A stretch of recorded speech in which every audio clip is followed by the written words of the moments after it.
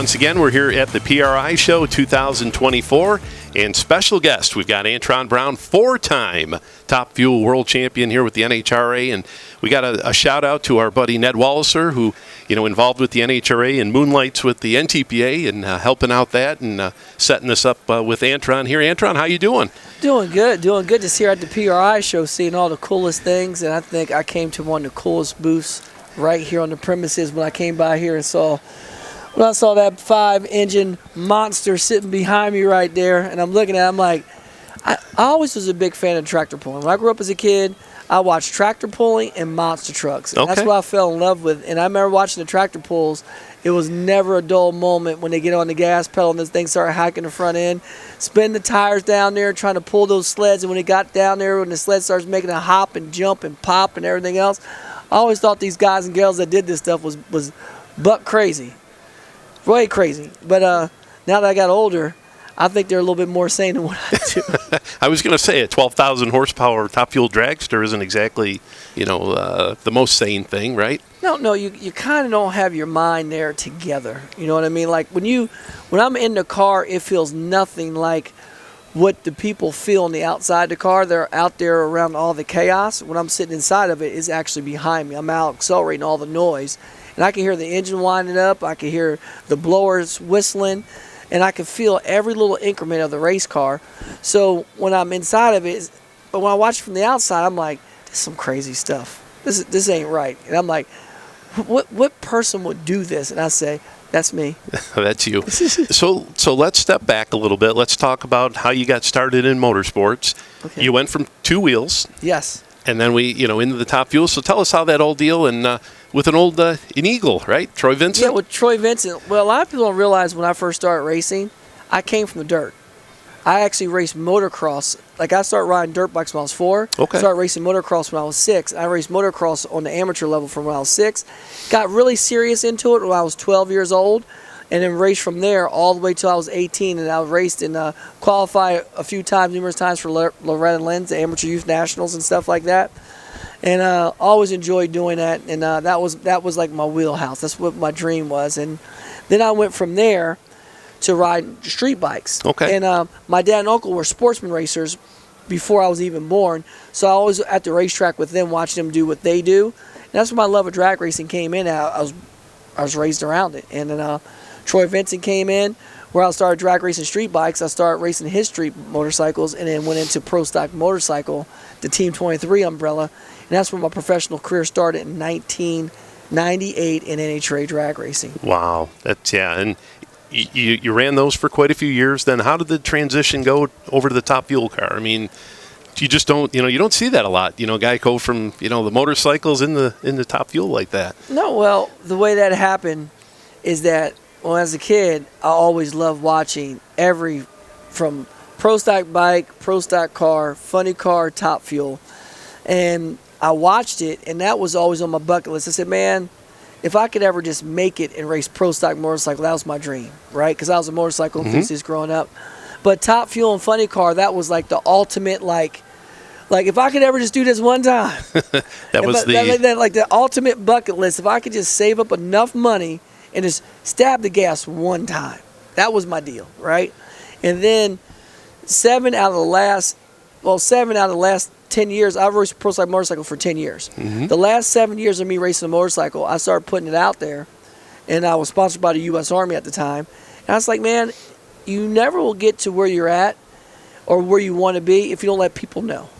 So I started letting people know, hey, this is what I want to do. Mm-hmm. This is exactly what I want to do. I want to drive a fuel car. Funny car, Top Fuel, I don't care what it is. And people laughed at me. Some people go, man, you'll be screaming all the way down the racetrack. You can't do that. You know what I mean? And then when I finally got the shot with David Powers in 2007, I went to Frank Hall High School, got my alcohol license, not A-Fuel, but alcohol car, where you flop the suite with the blowers and everything on that, swap the feet, hit the gear shifts. And I did the Frank Hall High School. I did that. And then David Powers had that seat open up, and he was actually marketing me to drive a Top Fuel car, drive a third car for him. Whit Bazemore left the stables and had an intern driver. So, well, Antron, he goes, your time might come sooner than later. I'm like, huh?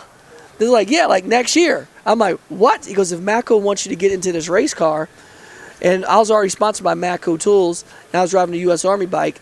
And lo and behold, that opportunity came, brother. I was like, I got to be ready. Got to be ready. Got the opportunity. Did so many mental runs. I watched the nitro cars for years of my life. I knew exactly what they did, when they do it. And when I got in that car, people go, you were ready. They look like you've been driving this car for years. I said, I have been in my dreams. Watch how I do it. Everything worked right out. Exactly. Just rolled right into it. And now, early on, there was, a couple different owners, wasn't there? You ran for there until you got settled in? Yeah, I had David Powers my first year. Then David Powers sold the team out. Tim Buckley. We didn't even hit the racetrack. Tim Buckley was the team owner for like not even 30 days and decided that, David was going to get out of racing altogether, so he was going to leave as his partner with David. And then we had the Caterpillar deal. And then the Caterpillar deal left, from David Powers, so that forfeited him. And then Mike Ashley came in and bought our team. I raced for Mike Ashley all 2009, which was an incredible year. We ran for a championship, and we should have won a championship, but it's a countdown. And we lost when they reset the points. And then after that, Don Schumacher bought us out for 2010. And I've been with Don Schumacher Racing from 2010 all the way up to 2021. So, and then it came to closing down Don Schumacher, and then it was like the start of Antron Brown Racing, right? For me, Don was still in the racing business. He still owned multiple teams. It's just that, like, when I was at Don Schumacher, and the truth of the matter was I was kind of like the stepchild. And what I mean by stepchild, the whole team was Mopar with Napa, and they had gear wrench. I was a Toyota driver in a Mopar sanctioned by, and then I was sponsored by Matco Tools. Right. Okay, which we were the up opposite. Against gear wrench, right? You get what I mean? So for me, it was the handwriting was on the wall, and I told Don, I said, for me to get the maximum exposure for my partners, my partners were through me. Mm-hmm. Okay, so I was up front, told him, and I said at the end of our contract year, which was 2021. Actually, I was supposed to 2021 was supposed to be my first year, but COVID hit, so we stayed with them for one more year. And then after that, I was like, I'm off on my own, and that's when I started my own team. And we start off in 2022. And at the same time, Caps in 2021, he had his contract renewal, and I don't know what happened there, but then he went out on his own too. And then Leah and Tony Stewart came by, and then they went off on their own from the whole deal. So Don still had his own team with Tony driving and different stuff like that with Joe Maynard. And then I was on my own, brother. It was just like, what we're going to do, how we're going to do it. The more work that we put in, the more benefits we get to reap out. And I looked at all of our guys and said, we're going to race for ourselves. Mm-hmm. And for all my partners, they loved it because we got full attention just all on them, no conflict of interest. And I tell you what, Lucas Oil was one of the first ones that stepped up and came part of our deal. And that's when we really started saying this was the right decision to do. Definitely. Now, as a single car team out there with all the multi-car teams, I mean, is it still that stigma like the multi-car team? There's, you talked about the stepchild here or there, and I mean, now it's all attention is one. I mean, that's Well, the multi-car teams, of course, they have a little bit more buying power and different stuff like that. Of course, like anything else in business, the more you buy, the greater the discount you get. And for us, we went out there where I wanted to totally reinvest in what we do.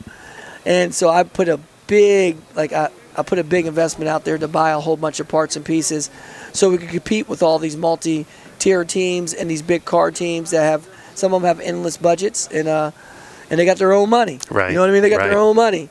So for us, we wanted to go out there and win championships, and we wanted to go out there and buy the best parts and pieces that was available, and I wanted to assemble the best team we can have. And once you get all that stuff together, then the unbelievable things start happening. Like our first year out, we almost won a championship. We finished second.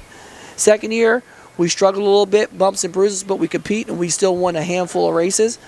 And then this year here we go, we need to win a championship. We got to shoot for a championship. And I said it at the beginning of the year, I said, to win a championship, you have to win at least 6 races.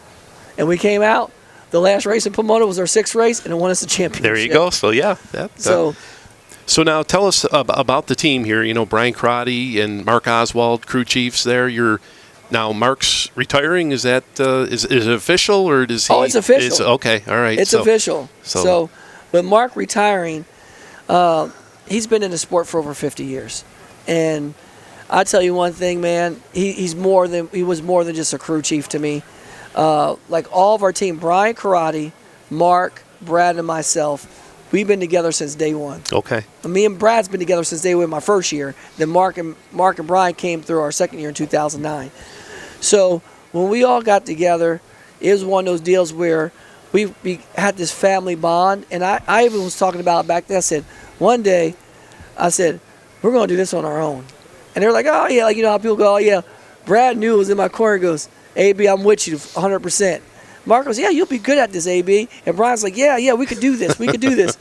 And then lo and behold, as we got going along and it came to the point, they were like, you're serious, aren't you? I said, I'm serious. It's a heart attack, right? And then when it started coming together, it took several years for it to come together. And that's what made our relationship with Mark so special, is because he's always supported me from day one, gave us everything we need, come in and trained all of our guys.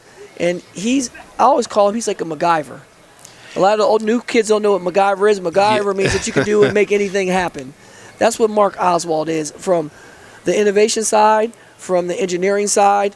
He machines, he got CNC machines, he makes, builds everything, but he was an engine guru. Right. And I've learned a lot of things about race engines through him, where I used to build my own prototype bike engines and be in the shop doing that kind of thing, putting them together, taking them apart, and doing those type of things. And with Mark, now, he goes, AB, he goes, I'm at the point where I just want to go out on my fishing boat. And just hang. I want to go out on my party. I want to go out to my camp. I'm going to go out on my pontoon boat. I want to enjoy some things. I said, all right, well, I told him, I said, you stay home for 3 months and tell me what you think after 3 months. Which would be right around the start of the season. That's there. Right, and that's right. So, you know, I mean, you look at Mark Oswald, I mean, probably one of the all-time great drivers. I mean, yes. You know, going back now, did he help you, you know, different things as far as, you know, hey, you know, as a mentor, you said with the mechanical side, but what about the driving side as well? Well, Mark was so instrumental in that. I always picked his brain about. I said, Mark, I'm feeling this and doing that. He goes, all right, that means the car's doing this. I can tell you distinctly, the first year I raced with Brian Karate, Mark Oswald in 2009, my car always used to hit the transition. When it comes loose, it used to drive one way. And Mark goes, well, when you hit the transition, why are you all over the place like that? I said, Mark, it's not me. The car's moving around like that. This is what this thing's always do. He goes, why do you point so hard to the right when you leave the line, but you end up still going straight? I said, because if I point it straight, it's going to go left. Right. It's going to hook and go left. He goes, well, something's wrong, AB. That joker hooked up 2 plumb bobs, and he put a deal straight through our rear end, took up 2 plumb bobs on the ground, drew a line between those 2 plumb bobs, and lined out the car perpendicular down the center line of the car. My rear end was literally cocked this way and crooked that way, and that's why the car drove like that. He actually took my race car, took it down to Chuck Hossey in Louisiana. They cut the rear end brackets out the car and put the rear end back in and made it perfectly square. And he goes, point this thing straight now when you leave this line. I'm like, I didn't know how to point the car straight because I'm used to pointing You're it right. overconfident, right? I don't overcompensate. I literally point the car right. When I lift the front end up, the car will drive a certain way. When the front end lands, it was going straight. And then when it hit the transition, the car always did that. If it always spin the tires, it burnt out. It wanted to go that way because the rear was that crooked in the race car. And Mark fixed that. Then he started showing me about I knew about chassis setup, but this stuff came from the chassis shop, and I assumed it was right. You know, I was racing for Mike Ashley time. He put that car in there, then our car started going like this. I could point perfectly straight, and the car went like this. Perfectly straight. I was like... The first time that happened, you were like... But that's him seeing what the car's doing and asking me what I did, and I was able to give him the good input. And now when I started learning, I started giving him more input, and we started making our race car better. Mm-hmm. And that's what Mark Oswald brings to the table, stuff like that. That was the first element that he showed me, and Bryant was telling me the same thing too. And we were like, all right, and then we start talking about what the car's doing on the racetrack. How am I driving it? What do I need to do? How I need to be fluent on the steering wheel. No jerky moves. I never made jerky moves. I always put my pointing fingers up and guide it down the racetrack. And when you correct a car, a top fuel car, you want to turn the steering wheel enough where the car stops going that direction. Okay. Because once it stops going that direction, it's eventually going to come back to where you want to be. When you see the drivers doing all this down the racetrack, because they're like this, and they'll bring it back, but then it's overboard, and they're chasing it the rest of the way down the racetrack. Right. And when you're chasing it, you're... Oh, you get dangerous. Yeah, things get in a hurry. Yeah. In a hurry. Now, last weekend down at the Snowbirds did something a little bit different as well. Tell everybody about that one. Oh, I went down there. I drove a Pro Mod car, so I can't get enough of racing. I'm always doing something stupid and crazy. But went down there, had a really great time in the Team Bajinga Lexus down there with Steve Petty actually turning the screws on it. And then I took a couple of my guys. Me and Brad went down there, and we had Jeff down there also too. This is Manny's right hand man that helps with the engines and everything else, and John. And we worked on the Pro My car, and it's a brand new car we took out to a race that you should never take a brand new car out. And we were qualified for 3 of the sessions, and the last sessions we got bumped out. Yep. So that any more plans at different events? I know they got the big one coming up here, and they got 2 more, I believe. Yeah, there's the big U.S. Street Nationals coming up at the end of January, and then they have the World Series of Pro Mod at the end of February. So we're going to try to put some stuff together. We got to probably put a little bit of money together to help Manny out with the bills and see if we can make those races. You know, it's a lot of fun, but my main focus is like Top Fuel is that I'm always all over the place. And the thing about it is I have a blast doing that, but my time is minimum of everything else that we have going on. Right, and that's the busy part, getting rolling with the season. And how do things look here for 2025, defending that championship? 2025, man, I tell you what, is going to be another year. It's going to be anybody's championship. So we've won it in 2024, so we're going to go out, and our main focus is to be better. And right now we got the job done this year. We won 6 races. We won 2 of the Mission Too Fast, Too Tasty. We've won the Pep Boys call-out race this year. So we've won 9 races this year inside of our series total. So with that being said, that was pretty impressive the way the competition is right now. And we want to go out and be better than what we were last year. And I believe we have the team to do it. And our main focus, we're going to work, our main stress point is to work on the performance side, where we could be a top-tier car where we can actually drop low ET all the time. And we're always right there. But I know Brian Karate's got that brewing underneath his head. He goes, AB, we can run with everybody, but I want to be able to outrun everybody. And when he gets his mind made up like that, brother, watch out. And this next year is going to be pretty special. Awesome. And sponsor, all the partners and everybody's back on board? Yes, we have Mako Tools. We just that announcement will come out here shortly, but we definitely re-up with all of our partners, and we have some meetings with Lucas Oil coming up here for the future also, and Hank's first re-upped. So all of our people, FVP and FMP, Factory Motor Parts, and their brand FVP, we're working with them right now. So this is the contract signing time. I don't know why it's going so long before we sign all this stuff up, but it's just how everything's been going with the elections and everything else. Everybody's up and waiting to see and how the economy's going to be. So now it's been like gangbusters right now. So everybody's been signing up, and the future looks bright for AB Motorsports, and we're looking forward for the next 3 years to be really, really good. Well, it's always exciting to watch you out on the drag strip there. Went up U.S. Nationals last year. A bunch of us tractor pullers, we come from another event. We hang out there at the U.S. Nationals watching. And, Brian Karate, for many years, a good friend with Ken Veney. Oh, I am still, and which actually, I got to tell you a Ken Veney story. Last weekend we were at the banquet, and Ken was ruffling through his garage, and he come up on a briefcase, and he's got an old qualifying sheet that his wife had written down, Rona, from 1983, the Gator Nationals. Oh, Lord. And you're talking, Snake, Mongoose, Blue, yes. Blue Max. I mean, it took me back, Mark Oswald, and it was pretty cool. He says, Dan, here, you got to check this out. And sure enough, it was, took you back a little bit, but Ken's a great guy.